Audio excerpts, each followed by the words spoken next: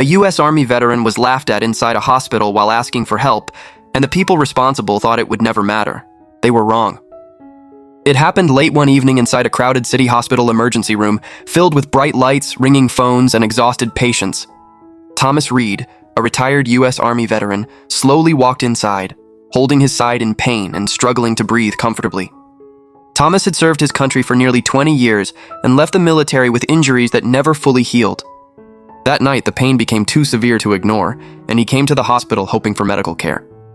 At the front desk, a hospital clerk glanced at his paperwork and then laughed quietly with a coworker. "You veterans always exaggerate," the clerk said loudly, smiling as others nearby listened.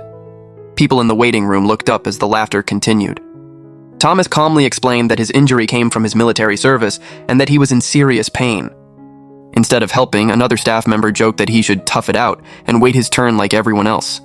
More laughter followed, and Thomas stood there humiliated, gripping the counter to stay upright. When he asked to speak to a supervisor, security was called instead.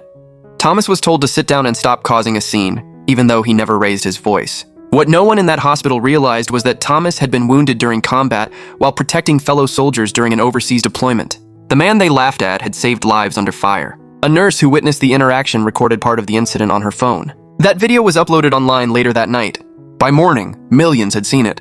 Veterans were furious, families were outraged, and media outlets demanded answers. An investigation began, and a legal team stepped in to represent Thomas. The hospital denied any wrongdoing until the case reached court.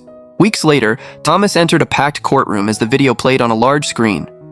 Every laugh echoed through the room and the mood shifted instantly. The judge paused the video and addressed the hospital staff directly. "Pain is not entertainment," the judge said firmly. The courtroom fell silent as the verdict was read. The hospital was fined, the employees involved were disciplined, and Thomas was awarded compensation for humiliation and negligence. The judge ended with a sentence that shocked everyone. "A man who defended lives will never be laughed at in this court." As Thomas walked out, people stood quietly in respect. Justice had spoken, and this time it was louder than laughter.